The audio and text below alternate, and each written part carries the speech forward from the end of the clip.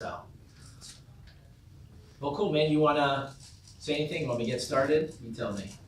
This is Dan Longman. Introduction, right? Dan Longman of Priority Lending, and you guys know how big I am on relationship building, right?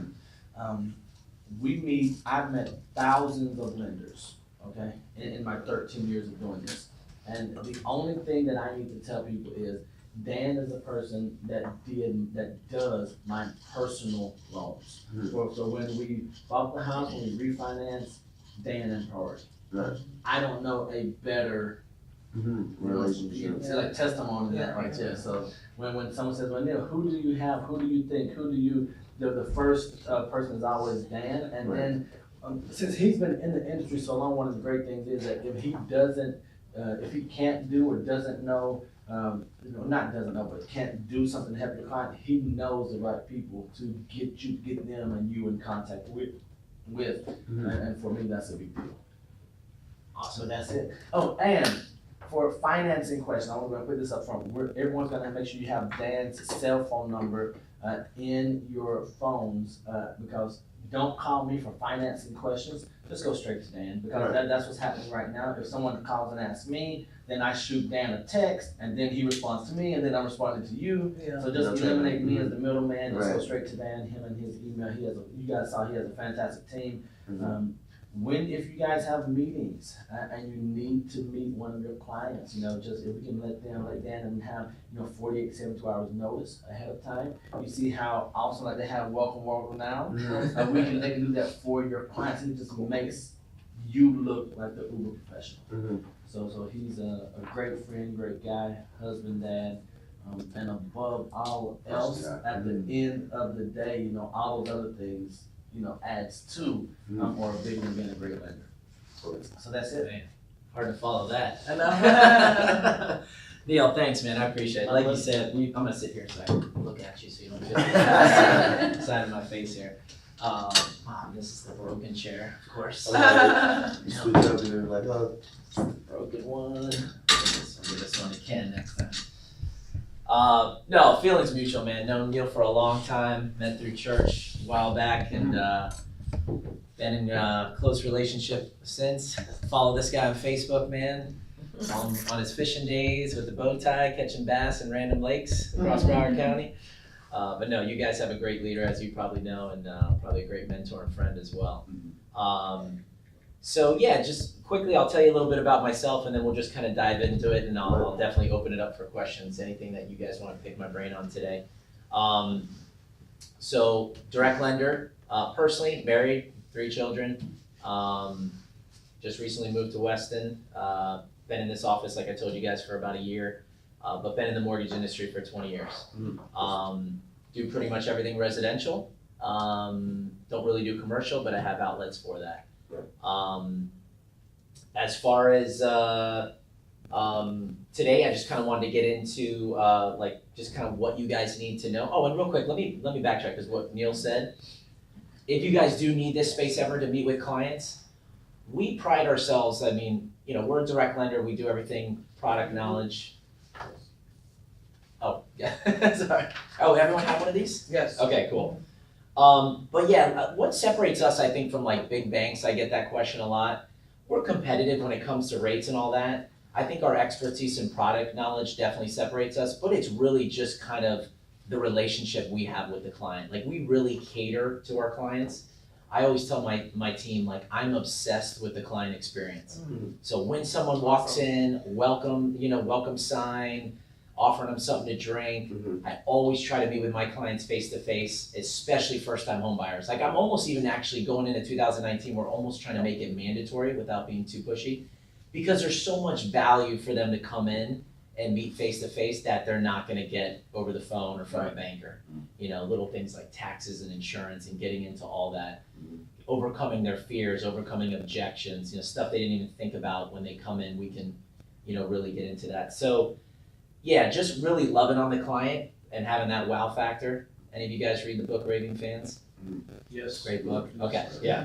Dan, could Yeah. you pause right there just, cause I know Yeah. we're numbers guys and Sure. geeks when it comes to the client experience.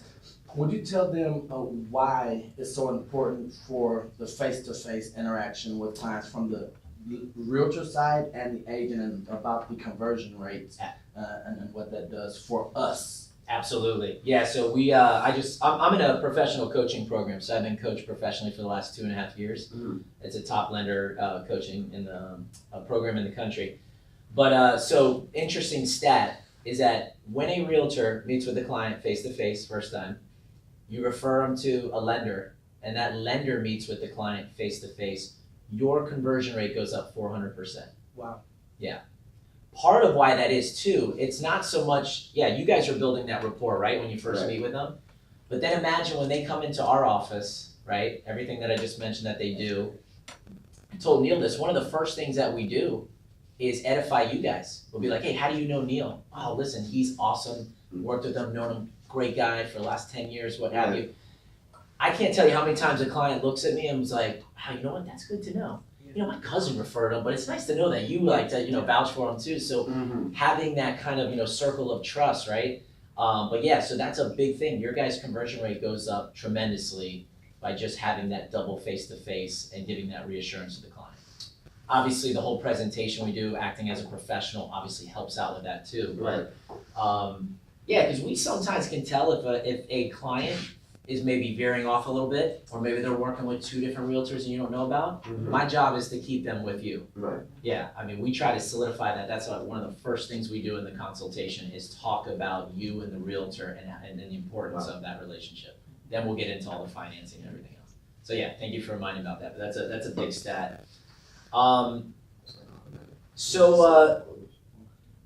What's that? I was saying 400%, that's like an automatic, if you think about it in terms of numbers, because you want to build a volume, right? Absolutely, yeah. So the more people that comes into the door, you have a higher chance of getting them all the way through the whole process, that's all. Right. Absolutely, yeah. I mean, look, in the interest rate world that we're in now, rates have gone up, right? Right. I mean, they've gone up like a full % in the year, although we've had a little backtrack. They've come down a little bit in the last week because the stock market's getting crushed. Yeah.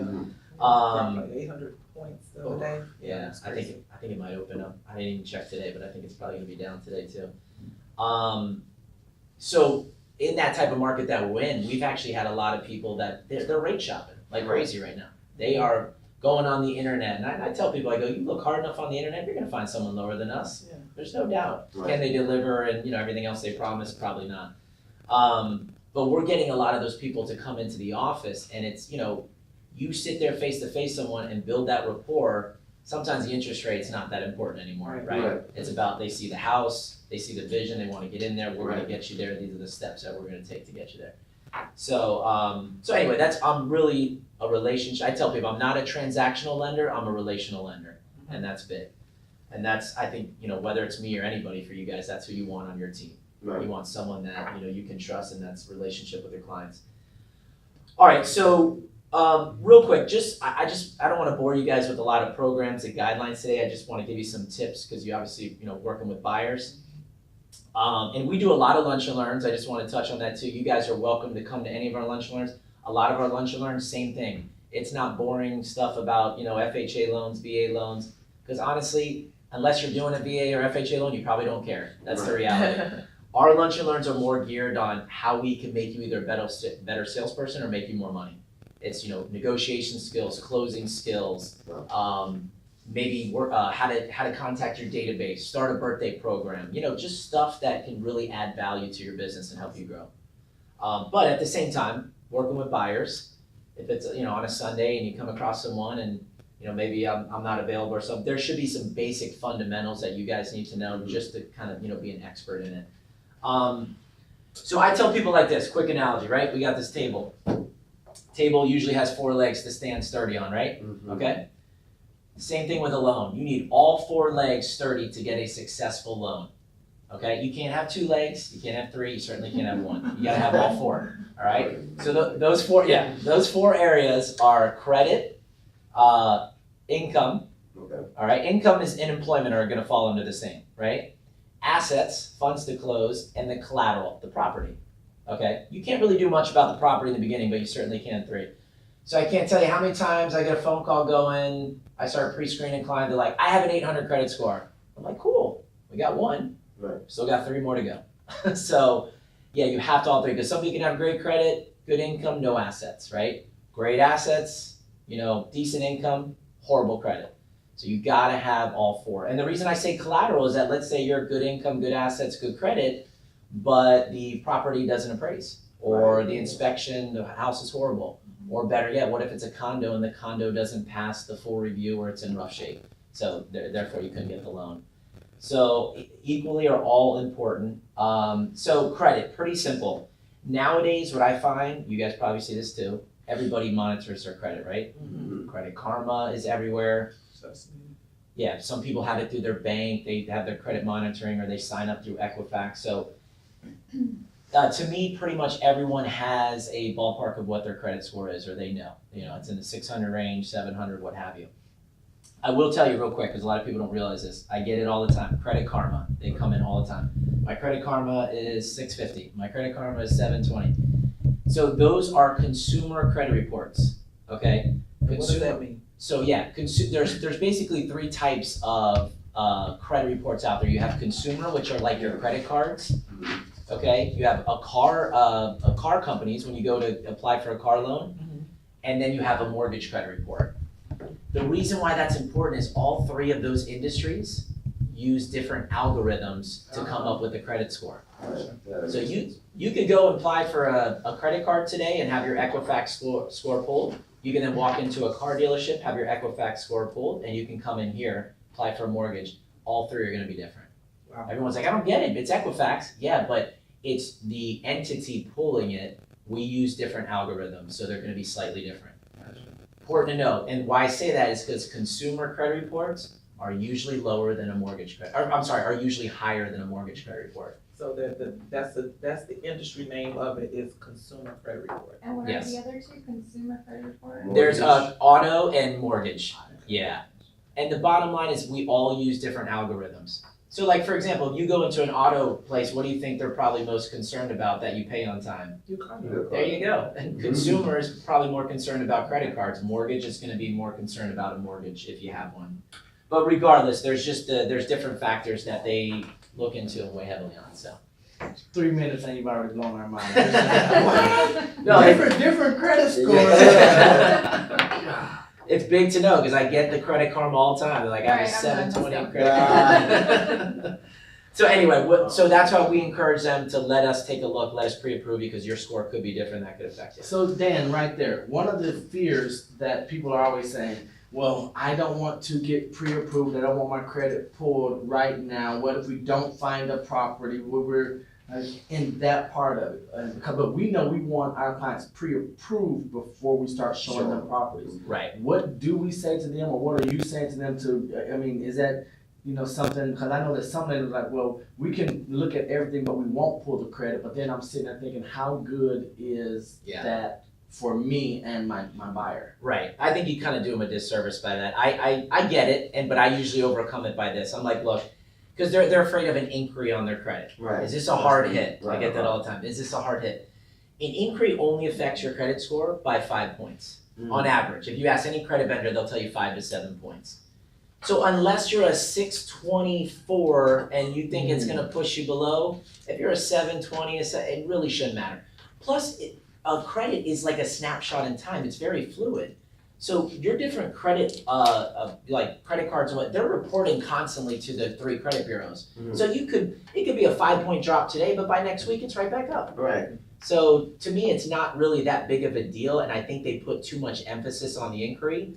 The other thing that we get a lot is, hey, I just had Bank of America run it, I don't want you to run it. Well, they changed that several years ago in the mortgage industry. You can have up to 3 credit pulls in a 30-day period, and it's all lumped under one inquiry. And consider that like mortgage shopping, right? Correct, so you can shop, that's why they allowed it, absolutely.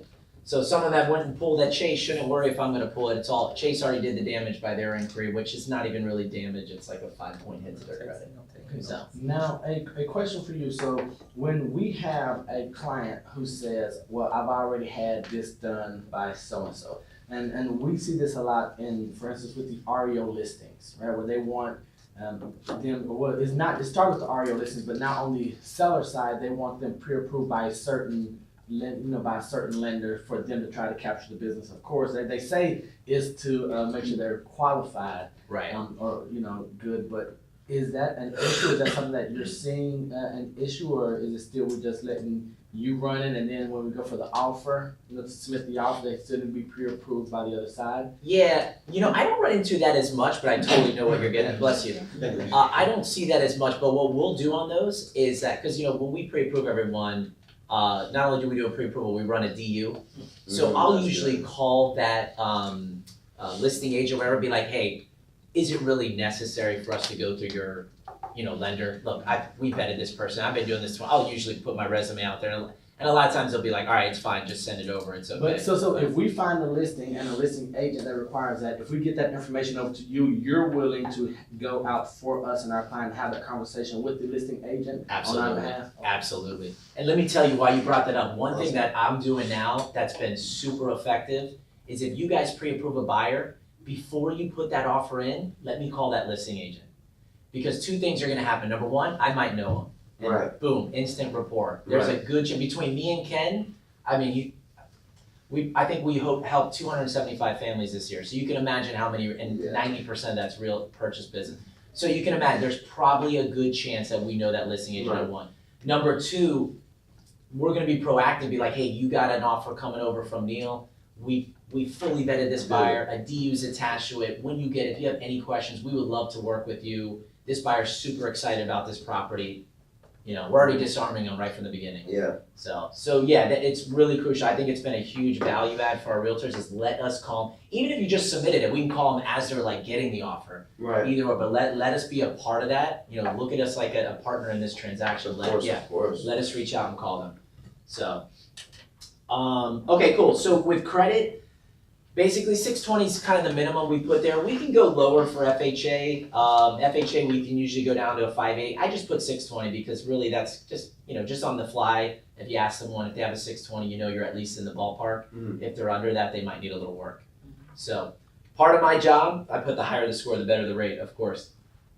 Part of my job in the consultation is to go over credit. If I see an area that they can improve on, I'm gonna point it out. Right. I'll be like, hey, you're a 620 or you're a 640, you can qualify. But you realize you have this little medical collection here? If you pay that $108 medical collection and ask them to delete it, which they will, you could probably go up to a 680 and get a better interest rate. Right. Does that make sense to do that? Sure. Let's do it. Absolutely. You haven't found a place yet. There's no rush. Let's take care of that now. So we'll point out things like that in the consultation that the buyer might not have had any idea. So. And consultation myself, that's all. And that's a little tidbit. Medical collections are the easiest thing to get deleted from your report. Yeah. They just want to get paid at the end of the day. Yeah. In a medical collection, we'll drop your score. I mean, I had a guy that he had 2 medical collections. He went from a 720 down to like a 639. Yeah, I have That's one because- that's like really sticking, so like. Yeah, if you have the means to pay it, but the key is don't ever just pay it. You have to almost demand they delete it. Mm-hmm. A paid collection does you no good. Yeah, because it Except- stays on there. Still stays on there. You gotta get them to delete it. Yeah, and one little tidbit my credit guide said, let's say you've had a collection for years and years. I don't, yeah. If you go and pay it, and they just now it's a zero balance, but they don't delete it, you've now just almost reactivated that Yeah, collection. that's, I heard about that too, Yeah, yeah. it'll lower So your your credit score. bureaus, because you paid it, so it's gonna come back as shown. Yeah. So unless you can delete it, I personally wouldn't pay it. So you're not gonna have that luck with like Right. Other credit cards and things like that. Right. They're not. Right. Medical collection's the easiest.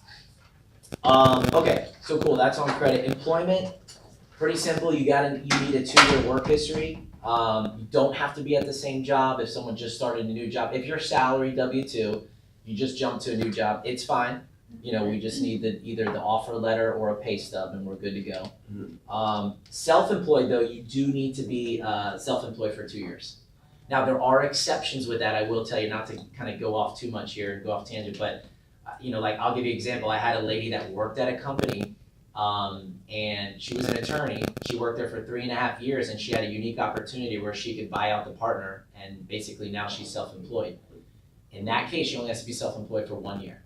So we could do it. She's got to file a tax return and everything and show the 1 year, but we would do it in that case. So she's Right. basically self-employed, less than 2 years, but we could do it. So, Yeah. so yeah, just easy on the fly. Ask someone, hey, do you have a 2-year work history? If not, did you just recently start a new job? That's fine, but you just want to make sure you have that history. And then if they're self-employed people down here in South Florida, I mean, it's I would never trust what they tell me over the phone. I always have them come in, always review their tax returns, because a lot of times they have no clue what their tax returns show. Mhm. And their accountant's job is to. Dan, Yeah. on that note, so one of the things that we run into with the self-employed people is that what's good for them on their taxes and with the accountants is bad for them when it comes to trying to make a purchase, right? Yeah. Because I know that one of the issues that a few of my buyers have is they'll CPA will do everything to make it look like they're in the red, right? To save on taxes. Now they're making the money, but because of the exemptions and everything that they've done, but then it comes back to when they're ready to buy, they say, well, I made X amount, but then with the deductions and everything, it looks like they made a lot less. Yeah. So that's something that we need to have them speak to their attorney or their accountant about before they buy, or is that just something that, we get them in here to you and you'll figure that Yeah. out? Okay. We'll do that. No, and it's a good point. It's a catch-22, right? They the accountant, their job is to show as little as possible to pay less taxes. Right. And I'm like, that's great. You're not paying Uncle Sam, but now it's tough to get it home. Right. So what we like to do in situations like that, well, 2 things. If they're just adamant and they have tons of write-offs and they're not going to show anything, there is always a portfolio sector we can put them in, bank statement loans and things like that. I don't want to say subprime because that's not what it is, but it's alternative lending, and we have the means to do that. Mhm. Higher interest rates, bigger down payment, so it's not for everybody. What I'd rather do is get them early, and like this time of year is the best. Like people November and December, because before they get to the end of the year, they're sitting down with their accountant, kind of figuring out what they're going to show for next year. So if we can get them, and I have 2 right now, that were like, hey, you showed 40,000, but you need to show about 70 next year. If So you set can. them up, yeah. Yeah, set them up. So once you get with the account. Now, I'm always careful about that because the last thing I want to do is tell someone what they have to show. Mm-hmm. Because let's say they show 70 and they paid higher taxes to Uncle Sam, and then for some reason they didn't get a loan. Yeah. So I'm very careful with that and how I word it. I say, look, this is what you need to qualify. You need to get with your accountant and see if that's doable. And if you want to, and what tax, repercussions there are, what you're gonna owe. Right. So, but the other thing too on that is that let's say if someone's self-employed for 5 years, but they just had a really bad 17, but they're having a really nice 18, we can do a 1-year tax return program. We'll just take their most recent year. Mm-hmm. So that's even more important to get with your accountant. Make sure you show a decent amount. I have this lady, I kid you not, she's a psychologist, runs her own practice. She has bought in 3 places from me now over the last 12 years, and she literally shows nothing, gets ready to buy a place, shows a nice gain on her tax return, pays a big chunk, shows nothing, then shows a nice gain on her tax. She has done it 3 times. She knows it to the T. Like She's got it. The first time we did it, she figured out, so she's like, she was like, oh, okay. Yeah. Man, I'm gonna do this. It's like, I'm gonna show 40, show 40, show 40, show 80, show 40, show 40, show 80. Yeah. Wow. So she's done that there. So yeah, but we can do things like that, and it's fine. There's nothing illegal about that at all. They're just gonna have to pay the piper with income taxes to the government. Yeah. But yeah, you can do that on people, especially if they're coming off a good year, that most recent year. You can do that 1 year That's perfect. program. I'm hearing and receiving emails about stated loans now, where there's just stated income, but I know that that's something that we're always like, Yeah. right? And for those of you who don't know what stated is where basically what Dan said, where they tell you this is how much they make and they don't really have. So it's stated no document, stated no verification loans or something. Just like, even the name sounds funky. Yeah. Are you seeing any of that, or an increase in the number of stated programs, or? There's some, we used to call them liar loans back in the day. You gotta go That's an state, awesome you're word just for it. lying. So now they classify that as non-QM. So QM stands for qualified mortgage. Mhm. Like that came out in 2014 that, basically any sort of conventional FHA, it's gotta be a qualified mortgage. You gotta show your ability to repay, Right. right?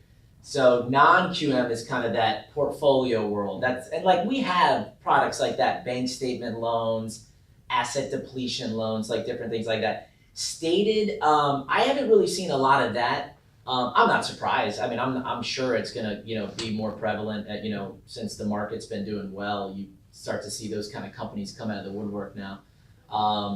But yeah, where I see those is the true private investor guys. Like they do true stated. They don't care about income or anything. Yeah, they're just looking at the property. Right. Do they like the property? Do you have 30% to put down? Every private investor guy goes into it. If I had to foreclose, would I want this property? That's how they look at it. Because they're not asking, they don't care about your credit, they don't care about income, they don't care about any of that stuff. But no, there's probably a few, Neil. I'm sure there is. I just, honestly, I don't really come across that much. It's not really our clientele or book of business. Yeah, every once in a while I'll do the portfolio stuff, but it's, we might do a handful a year. Right. Maybe 10 if we're lucky. But yeah, and like I said, it's not for everyone because those are going to be larger down payments and higher interest rates. Your first time home buyer type people, they're not doing those type of loans. Yeah. All right, so moving on to assets. So listen, assets to me is probably the biggest pet peeve in our industry. It's the one thing that I find, especially first time home buyers, is where they struggle, right? And what it is they don't realize that, someone says FHA, 3.5% down, FHA, 3.5% down. Well, a lot of first time home buyers coming in here thinking that's all they need is 3.5%. That's not it? Yeah, no. It's usually another 4 on top of that. Mm-hmm. So I tell people that would come to 7.5%. I tell people 8%. Right. I round it up. I'm like, look, you're looking to buy a house, you want to have 8% of the purchase price to get you in that property. And that 4% is going to cover, I put it there, your closing costs, your full year of insurance, that's your homeowner's insurance that you got to pay up front, and then your escrows, not the escrow that they put down when they make initial offer, but the escrow for taxes and insurance, the little cushion, we got to collect like 2 to 3 months. You add all that up, it's about 4%. Is it lower? Sure. Can insurance affect that? Absolutely. But roughly, I've always been pretty safe with that 4% number. Right. And if it's a condo, it's usually definitely under 4 because their insurance is pretty small because they're only needing a contents policy. So yeah, that's a big thing. But so needing it is one thing, and then sourcing it is another. So I mean, this is something over the years I've had people like, oh yeah, I'll get the money. It's like, no. We need to know where the money is. That's a big deal because if you ask any of my processes, they'll tell you one of their biggest frustrations and one of the things that why we're waiting at the end to just get a file closed, it's like an updated bank statement, or it's where is the, Right. where is that gift coming from, or And how long does that money need to be sitting in an account? so we go back, 60 days, every bank, it's a 60-day, but if, it doesn't necessarily have to be sitting there, we just have to source it. If we can't season it, or if we can't source it, then it has to be there for 60 days. So let's say you got a big cash deposit and we can't trace it, you can't trace cash. Yeah. Put it in your bank account, park it there for 60 days, and now it's considered seasoned. Yeah. It's good. But anything else, Join, if it's just a regular deposit or payroll, like that's all easy, that's all sourced. Gifts are a big one, right? So like a lot of people can get, gifts are totally allowed. It's gotta be a family member, but they can literally, they can gift it at any time. So Yes. gift letters are only family members or? Yeah, it's only family, unless it's VA. A veteran actually doesn't have to be a family member. That's the only loan that it has to be they allow a non-family member to gift. Can you qualify family member? Is that a cousin? Is that a grandma? Or Yeah. or is it? Those all work. Okay. Yeah. And look, I'll share something with you. If you tell me it's your brother, It's your brother. it's your brother. We're not gonna Very really good. research. If it's Okay. your uncle, No DNA test. No. Okay. yeah, Alright. we're not gonna really research it. Okay. Yeah. Because I've heard some other lenders say, I think it used to be before or something, it was a change or something that now it had to be immediate family members, like mother, brother, like that. It couldn't be your fifth cousin, Yeah, so- on your dad's, you know what I mean? Right. So no, that's a good question. That is a good point. So for FHA, they do have that restriction. Conventional does not. Okay. FHA has a list. But your normal mother, father, grandparents, and those all still fall. Cousins, actually, since you brought that up, that actually is not on FHA's allowed list. Yeah. But But what's weird, see, this is where I argue at this point. But brother-in-law is. I'm like, how can a Weird. cousin who could be blood? Who would- Brother-in-law. Got Yeah, married. Some people don't even like their brother-in-law. Right. Well, I guess some people don't like their cousin either. But Right. anyway, but yes, there is a list on HUD's website of the approved not, but conventional. That as long as it's a family member. But once again, it's they're not researching that like as far. So, but Yeah. if I know somebody is like I'll say, hey, look, is that really your your cousin or your brother, what have you. But for the most part, now I will tell you something with gift funds though. To make it easier on everyone, if it's a conventional loan, what I tell people do, if they gift the money right to the title company, okay, your sister's giving you $10,000, gift it right to the title company. The only thing we need from the donor then, the sister, is just a gift letter. That's it. Only on conventional? Only on conventional, yeah. FHA, we need a copy of their bank statement, the donors. Because sometimes the donor, they just like the parent, they don't want to give their bank statement. I've had them come over, like they don't want to see how much money's in there. But you have to on FHA, they have to show a 30-day bank statement showing that deposit going out, and then you got to show it going into the recipient, your borrower's account. It's just a full paper trail. Mhm. But if you can get them to do it right to the title company, gosh, especially on conventional, it's just so much cleaner and it's an easier process. Title company just prints a Requires simple letter. gift letter. Yeah, and the gift letter is simple. We have a pre-populated one. All they have to do is sign it, what's the relationship, and put their banking information on there. That's it. Now, Dan, since we're here in assets, and you were talking about the down payment plus the 4%, Mhm. and we were talking about FHA, right? So we know FHA 3.5. What is the lowest or the biggest loan for conventional that you guys have, where that's available to buyers right now? The biggest what for The conventional? loan. So it's Loan amount? or the smallest down payment, I should say, for conventional. Oh, yeah, gotcha. I'm sorry. Yeah, so conventional has a 3% down. So they're actually, they kind of compete with FHA with that. But the 3% for conventional is, well, there's two things.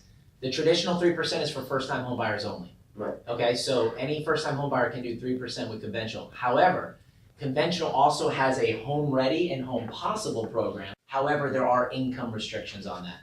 So like it's usually for lower income candidates. So not everybody qualifies for that. You have to run the median income analysis on the website. So it's based on city. So you pull it up on the Home Ready and Home Possible, and they'll be like, hey, this one. Most of Broward though, the last time I looked was combined household income, I think couldn't exceed like 62. I think is what it is, but it does vary a little bit. Right. There's some that are in the 40s. Yeah, there's some that are in the 40s. So it really depends. Is this someone was, I don't know if that was, yeah. Your team? Sorry about that. How you doing? Dan.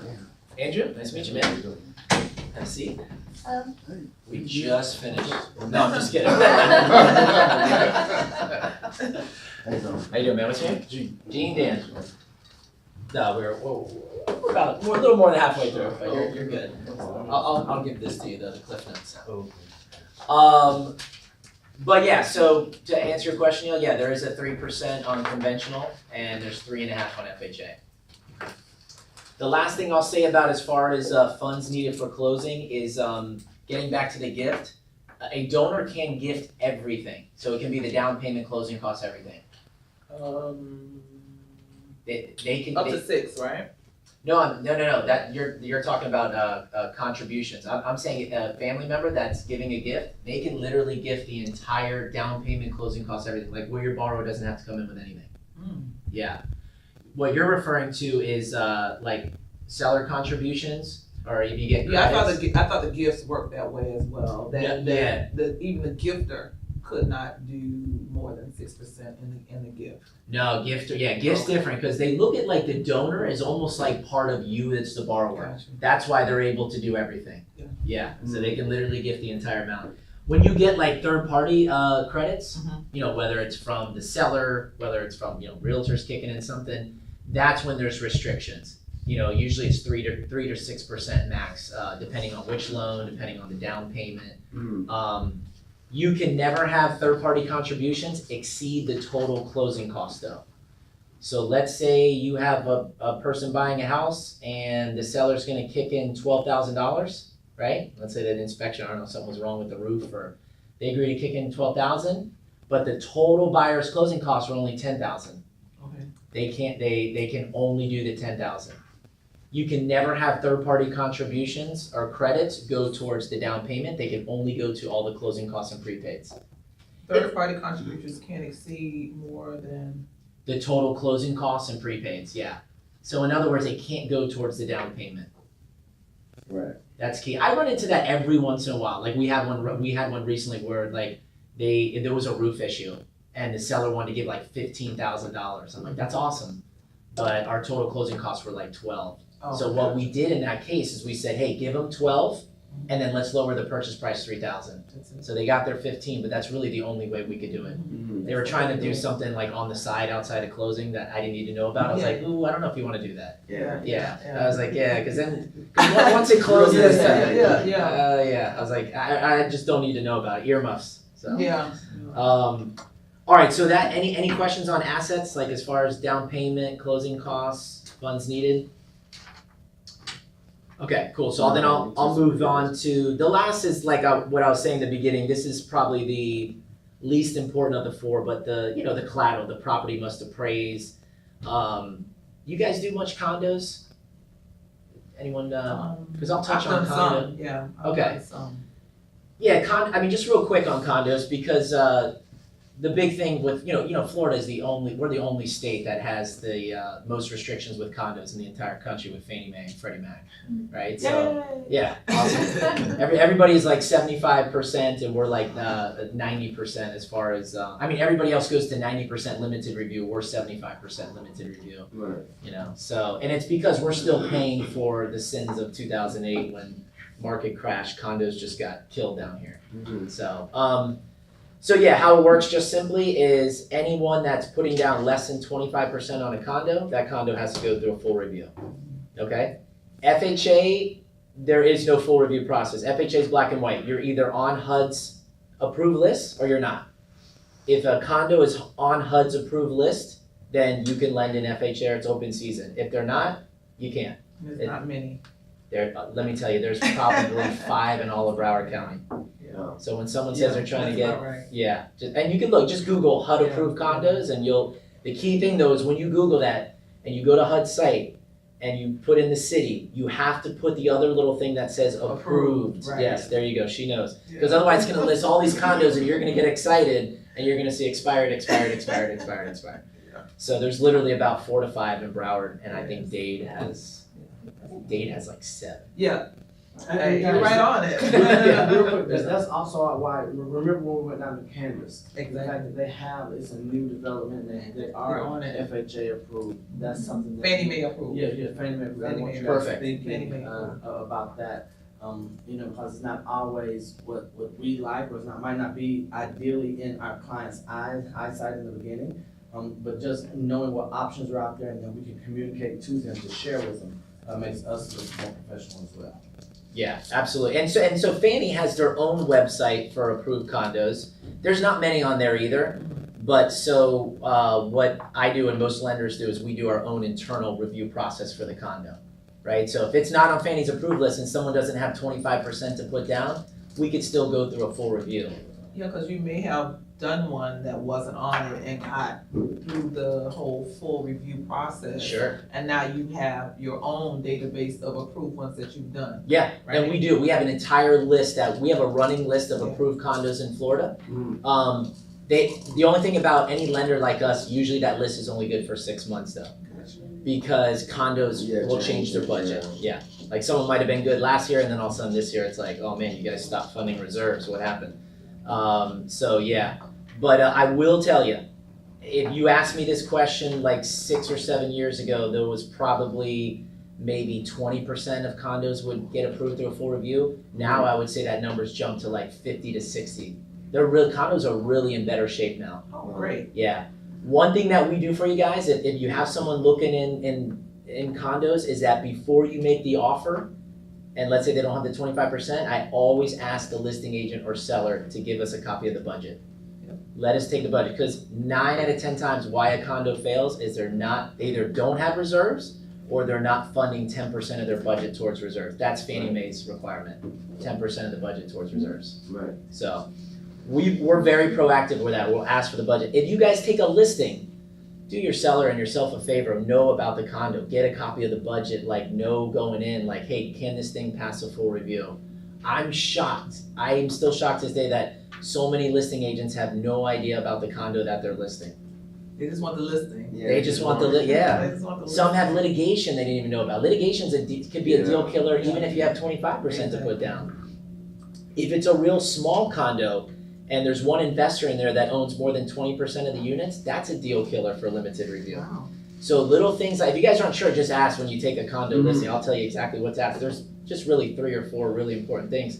But yeah, know all that so you know you're not wasting a buyer's time and you're not wasting your seller's time, and you know, okay, hey, this has to be a cash buyer or someone's got to have 25% to put down. Right. So it's just going to save you a lot of So headaches. on But, most condos, it's 25% is what you're saying. for limited review, but less than 25. I mean, heck, we've done condos with 5% down, 3% down, but they got to pass that full review. Right. Now, one last thing I'll tell you with condos, if someone has at least 10% down, right, but you know it's not going to pass a full review, we can get creative and we'll do a first mortgage at 75% to satisfy Fannie Mae's limited review, and we'll put a piggyback equity line on the back for the remaining 15%. It's not for everybody. Yeah, that's super. Not everyone's crazy about an equity line because it's a variable rate. Yeah. And when you see all this in the news about rates going up, that's mostly equity line rates. Those move quite a bit. Oh, wow. The prime rate right now, which equity lines are based off, is 5.25. That was like 3.75 like a year and a half ago. So that's gone, and they're going to raise it again in December. And they're expected. They say 2 in 2019, but I bet they only do it once because the market's going too crazy right now. The market just is all about perception. When they just hint at the fact that they're going to raise some, the market goes crazy. Right. So like this December increase, the market's already like been experiencing that last month. Right. So, No, so anyway, that's about condos and just kind of what you guys need to know with that. Any questions on that, on condos or? Does that apply for HOAs as well? No, so townhomes, as long as, and that's another good question, because I get that a lot. They're like, this is a townhouse, it's a townhouse. And then so what I always do is I go look it up in the legal description. If it says condo in the legal description, it's a condo. Right. If it has a lot and block number, it's a townhouse or single family. Okay. Yeah, so no, it doesn't apply for townhouse. My thing is just make sure it's a true townhouse. Be simple. Yeah, because and you know, you guys know how it is. Sometimes it looks like Yeah. a townhouse. It's small, Structure but of it is, but Yeah, but on the legal description. it's yeah. And the only thing that's kind of unique down here, I've seen some in Tamarack, I've seen some in Margate, Hollywood. You ever seen a single family residence that literally is a condo? Yes. That's called a site condo. Yeah. Yeah, those you can do a limited review. I think that's up to, like- Lauderdale Lakes is like that. Is there one Lauderdale? I Yeah, think there's a Lauderdale few. Lakes is like that. There's a few. Every once in a blue moon, I run across one where it's a condo, but it is literally a single family. They just back in the 60s and 70s or whatever, they governed it as a condo. Those you can do a limited review with like putting 5% down.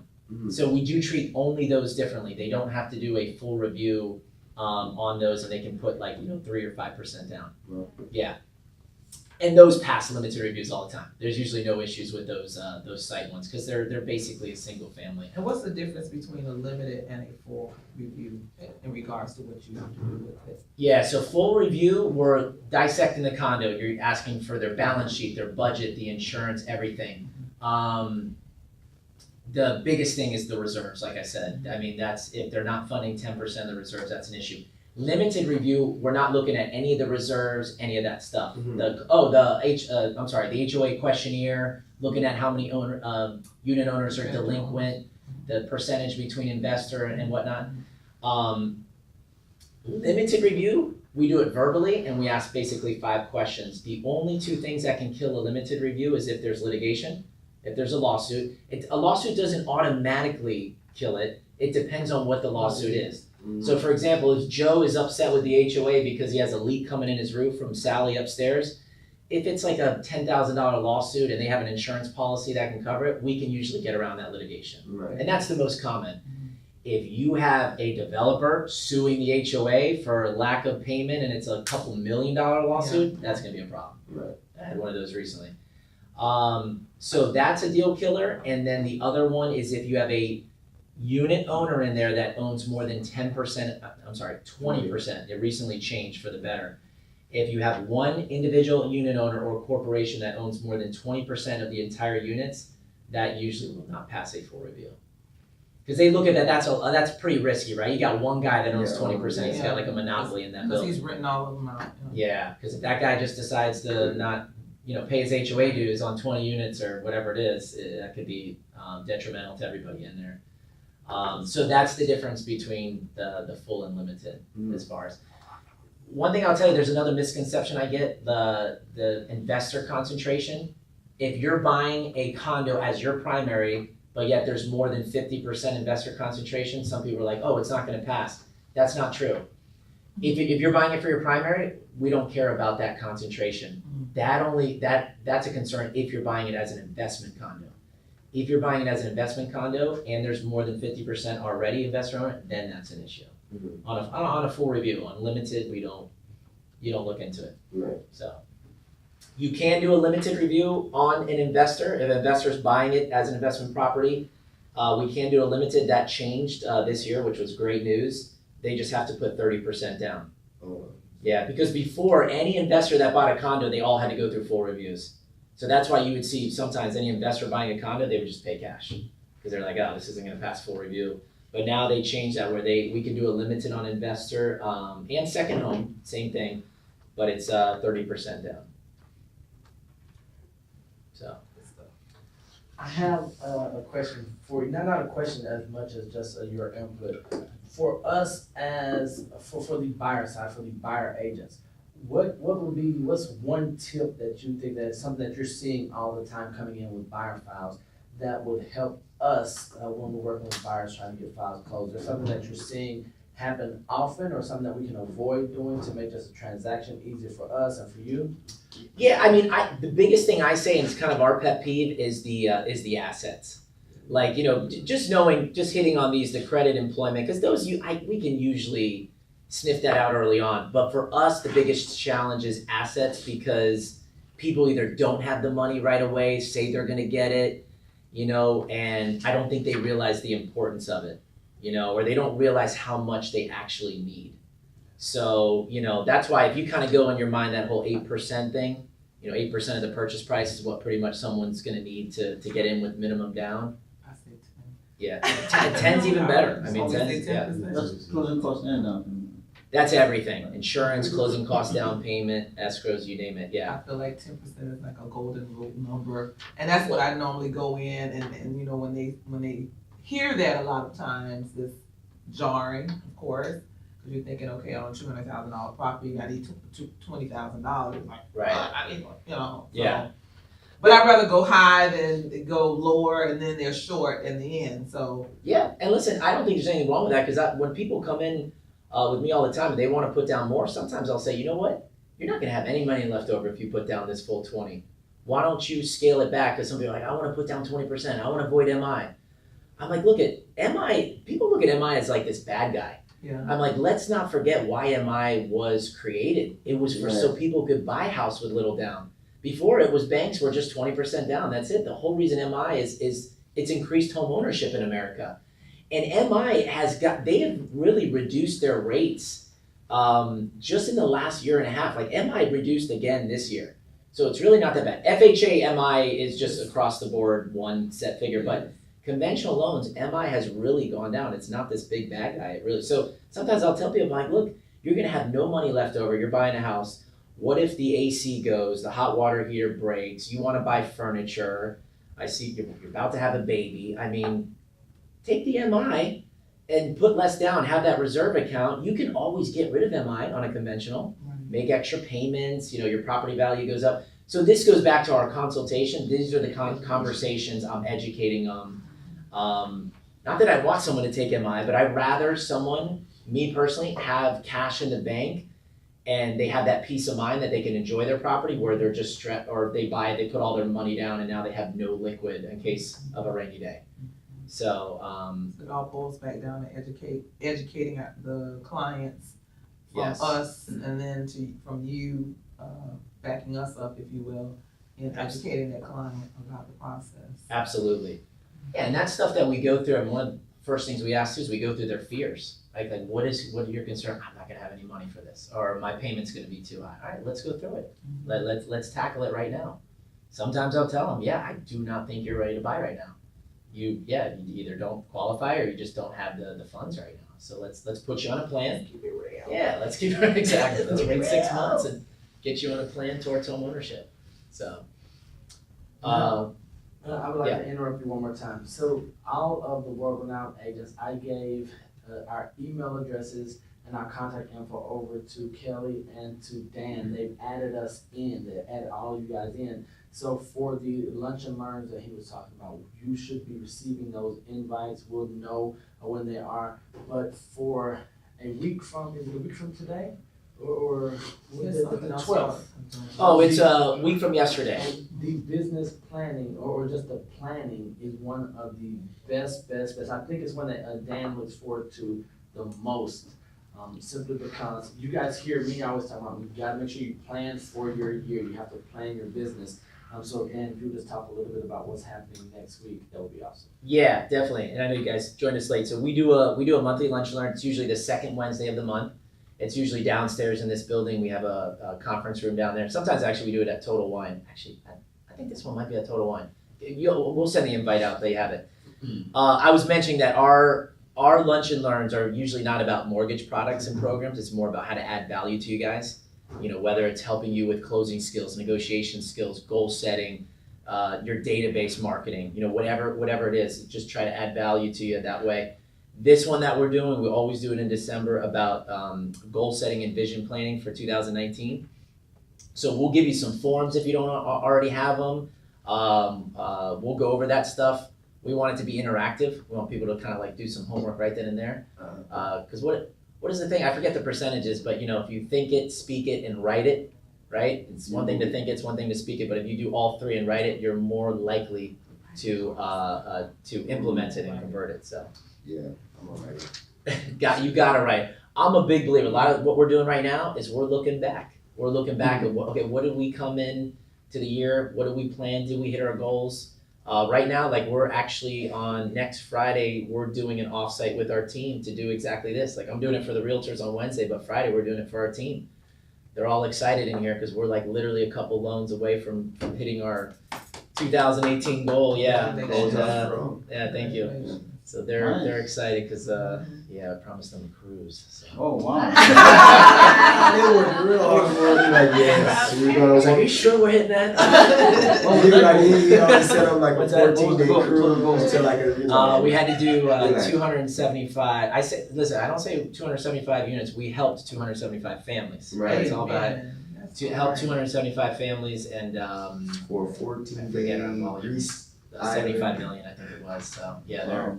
I think we already hit it in volume, but we're just a couple units short. So I'm like, let's hit it in both. Of course, I said we just have to hit either or. So I'm like, no, we got to hit both. We got to earn it. We got to earn it. So we're close. But we do that. We're doing that on next Friday with our team. But yeah, goal setting, vision planning is huge. And one thing I've learned in the coaching program is not just to do a 1 year, do a 5 year too. It's kind of dream big on the 5 year, and then just kind of look back, like see, after 2 years, are you close? Are you on track to hit that 5 year? Or do you need to get your stuff together? Yeah. You gotta see how soft that Dan's nice, right? He's like, are you where you supposed to be? He just leaves, he's gonna let the tail off right there. And then I come in and say, or do you need to get your stuff together and just tighten up for the next 3? Now, he talks about planning and, vision casting and all this.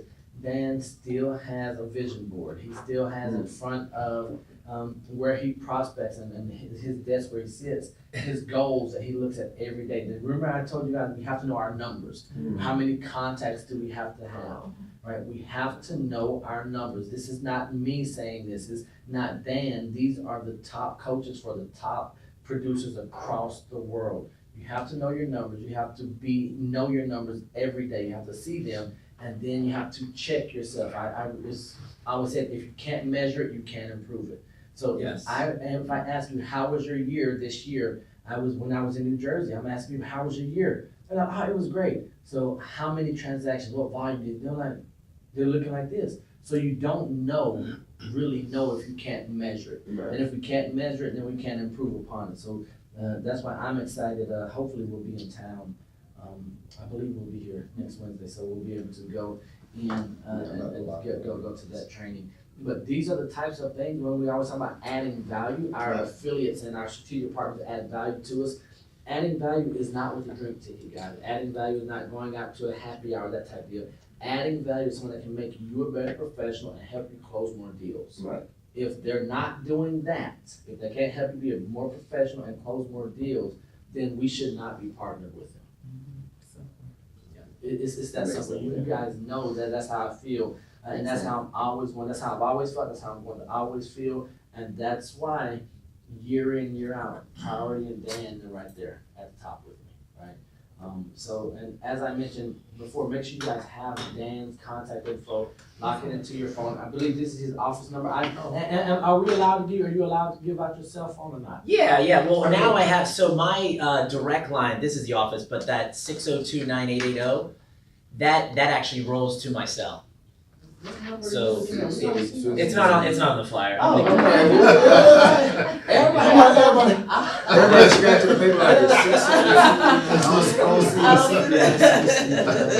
Actually, just write it on there, because you know what? It's encrypted. It's 954-602-9880. Slow down. Sorry, 602-9880.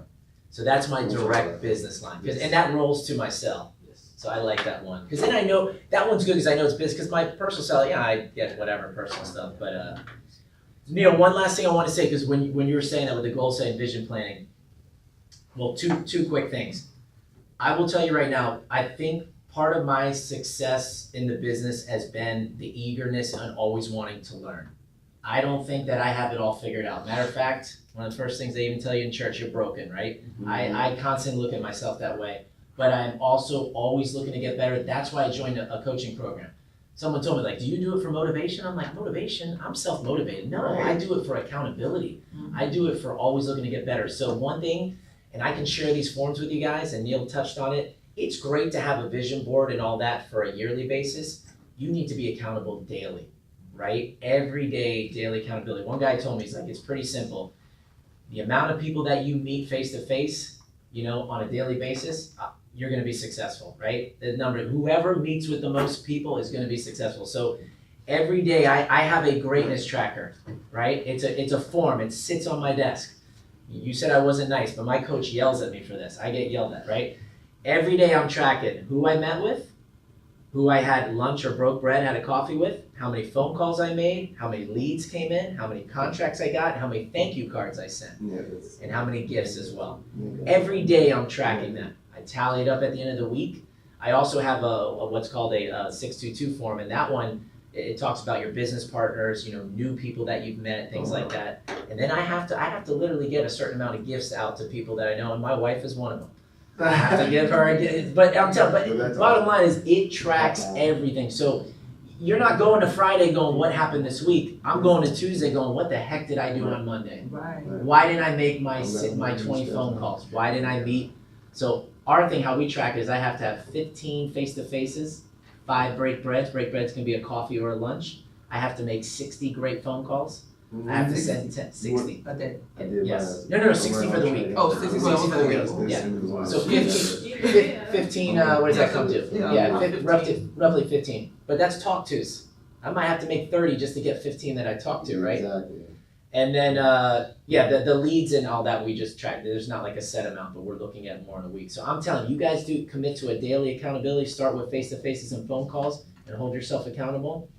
And if Don't Neil look at me, Cheryl. will hold you accountable. No. I mean, it's so great to hear it come from I know someone that. else. No, I respect when you say say it. No. I respect when you say Because- it. I'm respecting when he say it. I'm just Now it's just about doing it. day-to-day activities. Because if we do the right activities, guys, if you do the right activities on a daily basis, you won't see it today, you won't see it tomorrow, but just the consistency, sustained consistency, you will get the results that we want. And more times than not, they'll be bigger and better than we anticipated, than we could have hoped and dreamed for. Because Charles, he's sitting here, he's like, he's saying, I'm so glad I'm learning this now, right? And because he what, a couple of weeks? Because he came from different brokers, and none of this was taught, and now he's here, and so I'm like, hey, do this, and he's already starting to see rewards, but then to see it come from someone like yourself, and he's saying, oh man, I'm so glad, because the words might be different, whether it's gift or pop by, but the foundation and the principles are still the same. Yes. And the face-to-face is such a big deal. Guys, if you can get, and this is why, what we're calling, so his greatness track is our daily activity record. If you guys start doing your daily activity record and get those into me, so I can see where I need to train you guys as far as conversion rates. If you're having a lot of phone calls and then you're getting a lot of appointments, but we aren't getting our exclusive buyer broker agreement signs or listing agreement signs, then I can say, okay, I need to coach you on what to say during the presentation. Right. If we aren't getting enough face-to-faces, then I can say, well, what are you saying on the phone, to offer them for a face-to-face? Is it something that training needs to happen there? If we're getting a lot of appointments, we're getting the listing, or let's say we're getting an exclusive buyer broker agreement signed, we're getting a lot of offers submitted, but the offers aren't being accepted, then we need to look at what you're submitting, how you're writing your offers. Right. Is it something that we need, is it the buyer that's the issue? Is this something that we need to get Dan involved in so he can say, well, hey, before you submit this offer, let me talk to the buyer, let me see, because we're using someone else. And if you guys are currently using another lender and you guys have questions, if you doubt what they're saying, if you don't understand, use Dan as a resource, please. I would really, really appreciate it because if we're using someone else, even if the buyer is adamant about using someone else, we still know, like especially if we have reservations, we pretty much know who the good ones are, like as far as the lenders. Like I said, there are thousands of lenders that we come in contact with in this industry, just like agents. Like Dan said, he knows the listing agents, right? There are a handful of agents that have closed at 200-something transactions. It's the same thing with the lenders. There are some really good ones, there are some really crappy ones, right? So we want to make sure that if we have something going on, if your client has a lender, run the name by Dan. The company, let him see, because I want us to make sure that we're doing the right activities with the right people so that at the end of the year, we'll know we'll be where we want to be. So guys, I can't stress you guys enough. Track your numbers daily and be held accountable to them and say, all right, well, I did not do what I'm supposed to do. If we're not doing what we're supposed to do in September, October, we know we're going to have a bad December, right? Yep. I don't think that we don't look ahead in our industry. We have to look 30 to 60 or 90 days out, and then we can say, all right, now we know what our next quarter, our next 2 months are going to look like. So I always be thinking about that and then act proactively today. Absolutely. And if you want, I can send you we have a realtor greatness tracker as well, because the coaching program I'm in, they coach realtors as well. Yes. Listen, I pay someone good money to hold me accountable and yell at me. So Neil will be happy to do it for you guys, so I'll just give you the forms. That's one of the things where I always say when I'm always talking about my coaches and my mentors, and to pay good money for coaches, like you said, to tell us what we're doing crappy, right? Like you're doing a horrible job. And one of the benefits that you guys have, and I want you to see this, now you guys aren't paying for coaching, but you guys are benefiting from Dan's coach. You guys are benefiting from my coach. Right. And when you find someone willing to share that information and give it to you guys so that you can be better, take it. Take it from, for instance, like Charles, he said, hey, dude, he wasn't getting this. I know Cheryl, she had been somewhere, she wasn't getting this, right? So now that you guys are getting this, take advantage of the opportunities, because these opportunities, they don't come around as often as we think, all right? So when someone's willing to pour back into you and into your business, take advantage of those opportunities. Definitely agree. 100%. And make sure when you're meeting people, right? The one thing we forgot to say here, Neil, at the end to wrap it up. when you're meeting with people, don't forget to ask for the business at the end. Yeah. You gotta close. You gotta close, yeah. You gotta close. So I'm gonna show you an example of closing real quick. Did you guys get value out of this today? Yeah. Did you find this helpful? Yes. Alright, if you come across a buyer, will you make sure you give them our name? Absolutely. Absolutely. Guys, lock, Thank you guys. Just like lock that. Dan's number, that Yeah, all right. 9880 I would just shoot into you your before, phone. I'm not gonna text, but Yeah, I lock was him gonna text you, in. say, hey, this is Charles, Company? but I was like. What's that? I'm Approach is a big company or That's individual? whatever I need. It's a big, yeah, they're the number one lending coaching program. Yeah, they're called the Core.